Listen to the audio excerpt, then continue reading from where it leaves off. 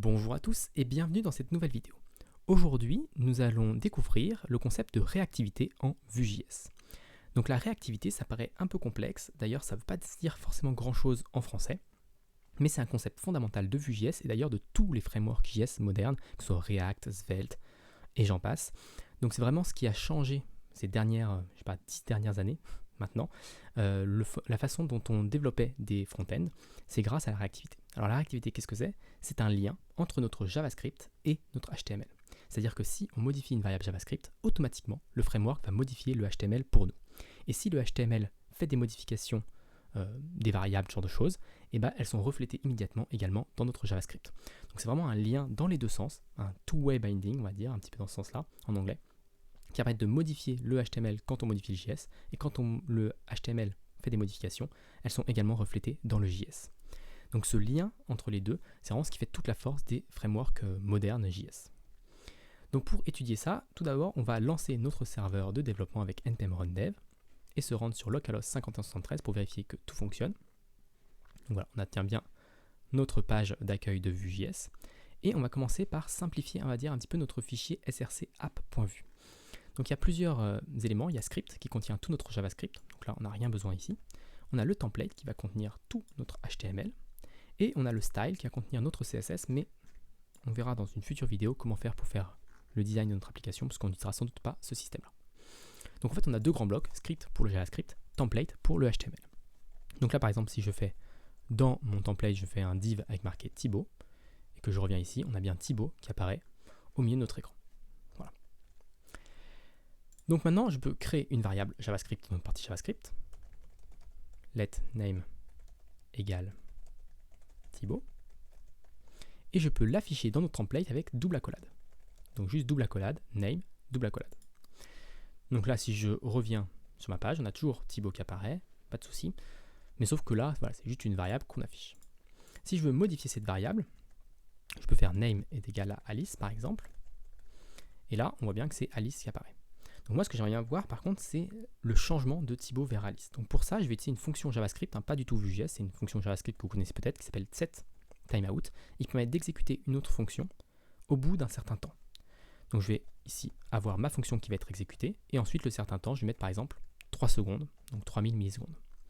Donc dans cette fonction, ce que je vais faire un console.log hey, juste pour avoir déjà la confirmation que ça fonctionne bien et que notre timeout est bien affiché.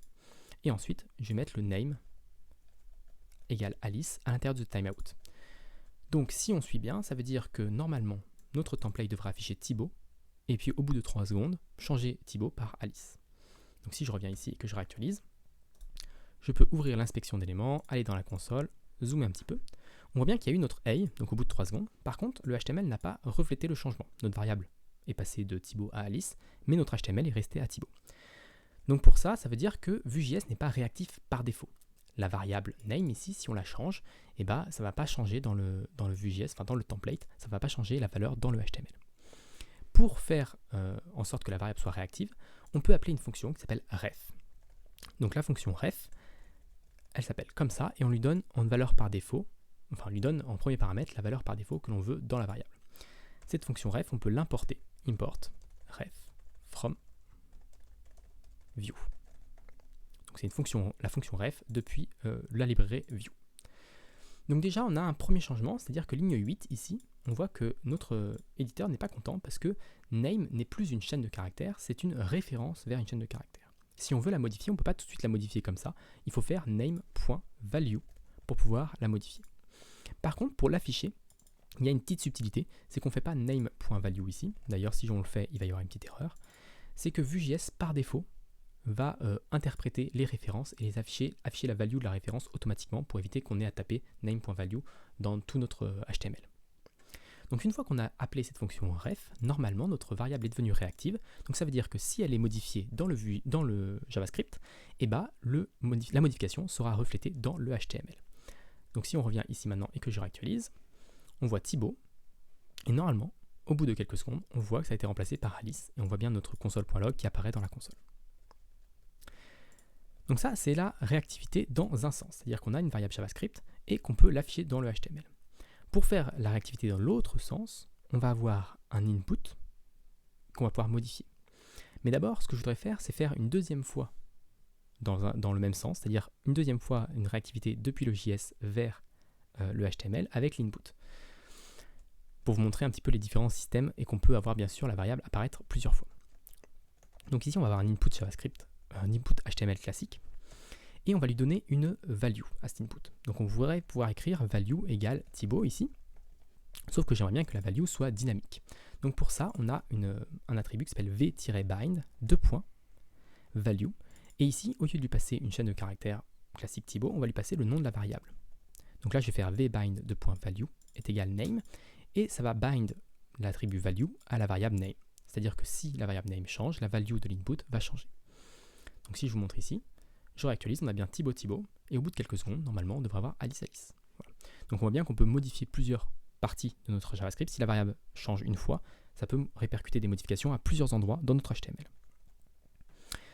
C'est tellement courant de faire un v-bind value, c'est qu'il y a un raccourci, c'est juste de faire $value. En fait, ça fait la même chose, on n'a pas besoin de faire le v-bind. Donc voilà, juste pour voir que $value, c'est le raccourci vers v-bind value. Donc là, ça fonctionne de la même manière. On peut réactualiser pour vérifier quand même. Ça vaut toujours le coup de vérifier qu'on n'a rien cassé. Voilà, donc là, on a bien notre modification.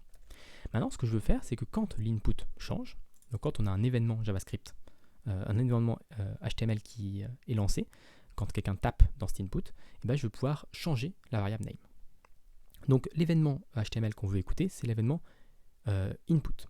Donc pour ça, on a un v-on2.input. Et donc quand on a l'événement input qui apparaît sur cet input, c'est le cas de le dire, on va pouvoir exécuter ce qu'il y a entre les guillemets ici. Donc on peut l'écrire directement du JavaScript à l'intérieur, si on veut. On peut aussi créer une fonction dans notre partie JavaScript et appeler la fonction ici. Donc là pour l'instant, je vais juste taper à la main. Donc on a une variable magique qui s'appelle $event qui contient l'événement JavaScript qui est levé par le HTML. Et donc dans $event, on peut obtenir target qui est qui va être l'élément input. Et ensuite on va pouvoir récupérer la value de cette target et on va pouvoir stocker ça dans name. Donc on va faire name est égal à $event.target.value. Donc TypeScript n'est pas très content parce que target ça peut être nul. Les événements HTML sont pas très bien typés. Donc là TypeScript montre un peu ses limites. Donc on peut lui faire un point d'exclamation point pour lui dire que target existe toujours. Et puis on doit pouvoir également le typer d'une manière ou d'une autre. Pour l'instant, restons simple. TypeScript ça ne nous empêche pas de run notre code quand on sait qu'il est correct. De toute manière ça devrait fonctionner. Et de toute façon on ne va pas le garder ce code tel quel par la suite.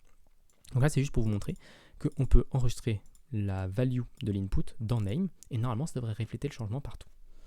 Donc si je vais ici que je réactualise, on a bien Thibaut. Donc je vais attendre quelques secondes que ça fasse en Alice. Et par exemple ici je peux rajouter des points d'exclamation et on voit qu'ils sont reflétés en haut également. Si j'enlève, je remets Thibaut, on voit que ça reflète mes changements automatiquement. Donc voilà comment on fait un lien dans un sens et dans l'autre, juste avec la fonction ref. En fait c'est cette fonction là qui fait vraiment tout le code.